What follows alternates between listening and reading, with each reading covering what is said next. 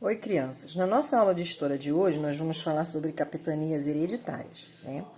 Hereditárias é uma palavra que significa herança, ou seja, coisas que são passadas de pai para filho, né? Então, vamos fazer a leitura do texto.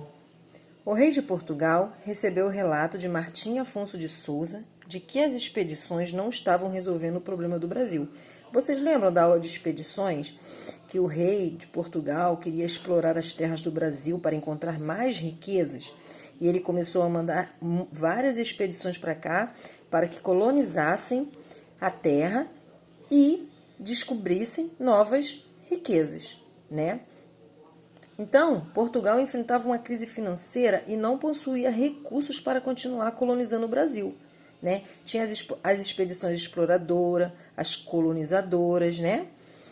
Com isso, o rei Dom João III decidiu adotar em 1534 um novo sistema de colonização, ou seja, ele dividiu o Brasil em 15 lotes de terras.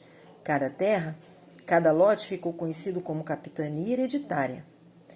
Ela recebeu este nome porque era passada de pai para filho, ou seja, era uma herança, como a tia explicou aqui em cima. Alguns ficaram com 2 lotes. Cada pessoa que recebeu o lote de terra ficou conhecida como donatário, que não seriam os donos da terra efetivos. Eles não eram os donos da terra, mas tinham como função administrar, colonizar, proteger e resolver o problema do seu lote com seus próprios recursos. O rei, quando doava o lote, entregava ao donatário a carta de doação e o foral. O que eram isso? Era um documento que estabelecia os direitos e os deveres do donatário, da pessoa que ia cuidar da terra. Certo? Aqui, ó. Aqui também falamos sobre o Tratado de Tordesilhas, que uma parte ficou para a Espanha e a outra para Portugal, né? E aí, esse que ficou para Portugal, que o rei dividiu em 15 lotes, né? Então, quais eram os direitos que esse documento dava aos donatários? Cobrar impostos, receber a justiça estabelecida, exercer a justiça estabelecida pelo rei, receber parte dos tributos, que também eram impostos, doar terras para quem quisesse cultivá-la, isso se chamava colonizar, escravizar indígenas e instalar engenhos de açúcar. E quais eram os deveres estabelecidos nesse documento? Explorar e defender a capitania, colonizá-la, pagar impostos a Portugal e fazê-la progredir. As capitanias não tiveram tanto sucesso como esperado. Vários foram os motivos que levaram ao fracasso. Quais foram esses motivos que levaram as capitanias hereditárias ao fracasso?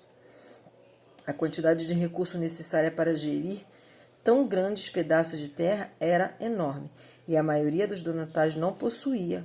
Muitos sequer vieram para o Brasil, ou seja, teve uns que nem chegaram aqui.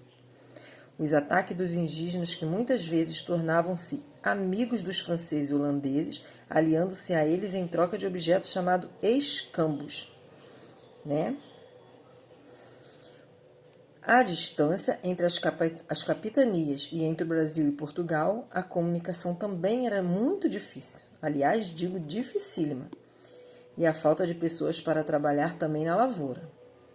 Apenas 2 capitanias prosperaram, que eram a de São Francisco, a de São Vicente, que tinha um donatário Martim Afonso de Souza, devido ao desenvolvimento da cana-de-açúcar e da criação de gado, e Pernambuco, devido à plantação também de cana-de-açúcar, que apresentou ótimos resultados por causa do clima e do solo favoráveis. Seu donatário era Duarte Coelho. Já falamos sobre esses 2 também nas aulas passadas. Mesmo não tendo mais sucesso, o sistema de capitanias hereditárias só foi encerrado em 1759, pelo Marquês de Pombal.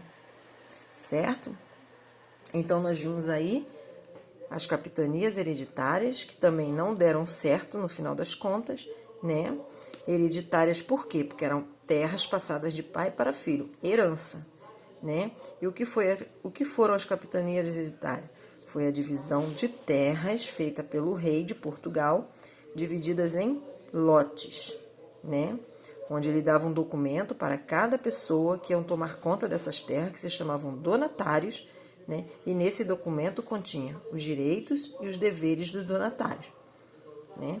E nós vimos que as capitanias hereditárias também foram um fracasso, tá? Nós vamos fazer aí a página do livro 34 e 35. Depois nós vamos estar corrigindo, tá bom?